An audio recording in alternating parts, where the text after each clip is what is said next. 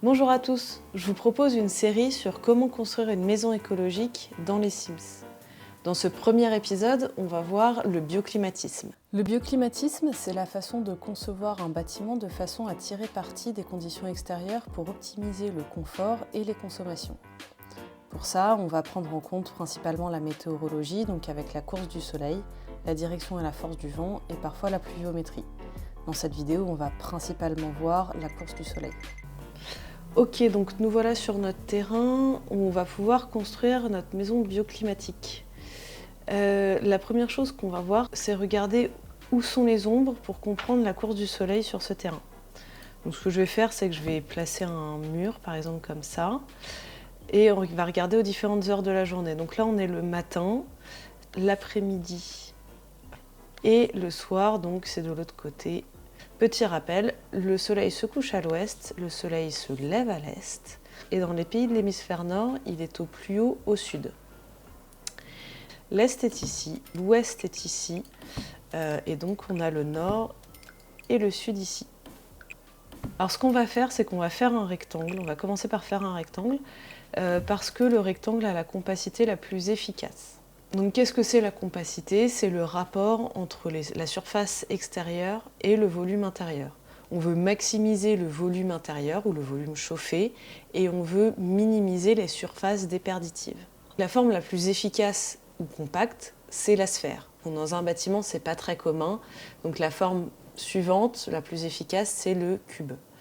Bon, là, dans un cube, en architecture, c'est un peu contraignant. Donc ce qu'on va faire, c'est un rectangle. Donc ce que je vais faire, je vais commencer par le sud, où au sud, en fait, on va essayer de récupérer un maximum de chaleur l'hiver. Tout ce que je vais dire ici, c'est principalement vrai pour le nord de la France. Les principes peuvent être adaptés une fois qu'on a compris, ils sont assez simples et donc on peut les adapter après à tout type de climat. Donc le soleil se lève à l'est à son point le plus haut au sud et se couche à l'ouest. Selon la saison, le soleil n'a pas la même course dans le ciel. L'été, il monte plus haut qu'en hiver, où là, il est plus rasant. Donc avec nos baies vitrées au sud, on va pouvoir récupérer beaucoup de chaleur. En été, cette chaleur va être un problème. On va vouloir s'en protéger. Donc comment se prémunir du soleil? On va venir placer ce qu'on appelle une casquette. Donc une casquette, ça se présente comme ça. La casquette verticale va venir arrêter les rayons du soleil uniquement en été parce qu'ils viennent de plus haut. Et lorsque le soleil est rasant en hiver, il rentre dans la maison et donc vient réchauffer les pièces. Nous voilà bien en toute saison. Donc on va faire la même chose à l'est et à l'ouest, avec des fenêtres aussi assez généreuses qu'on peut mettre bon, voilà, comme ça par exemple. Hop.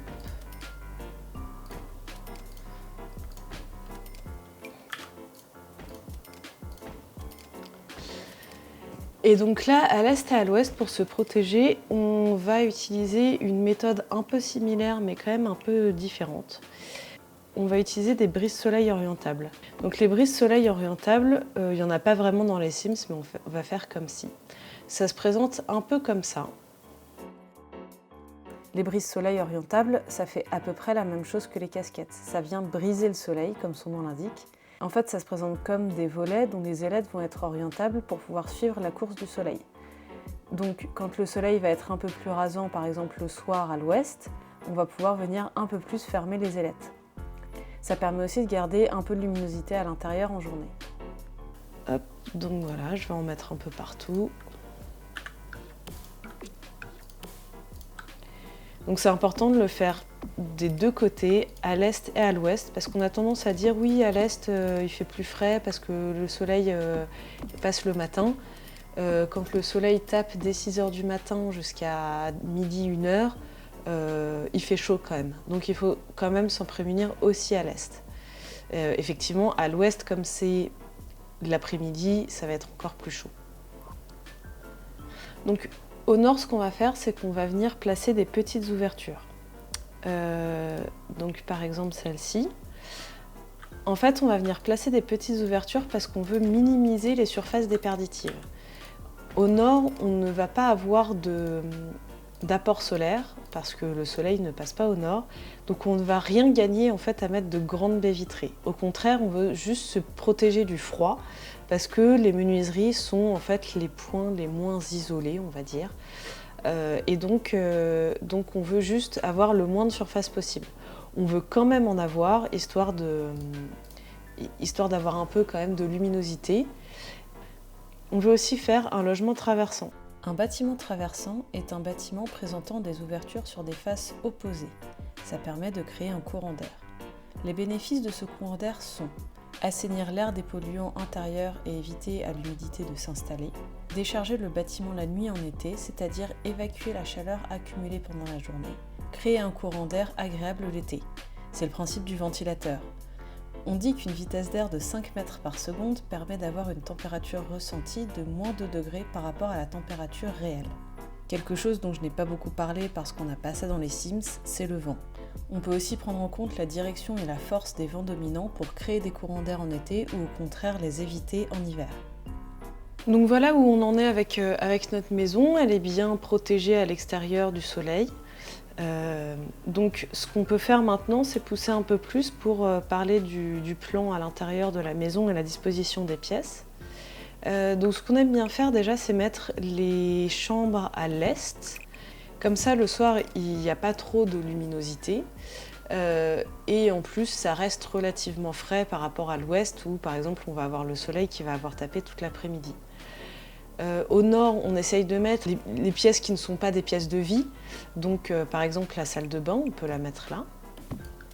Et donc là, ici, on aura un grand espace pour faire un salon au sud, une cuisine quelque part. Et voilà notre maison bioclimatique.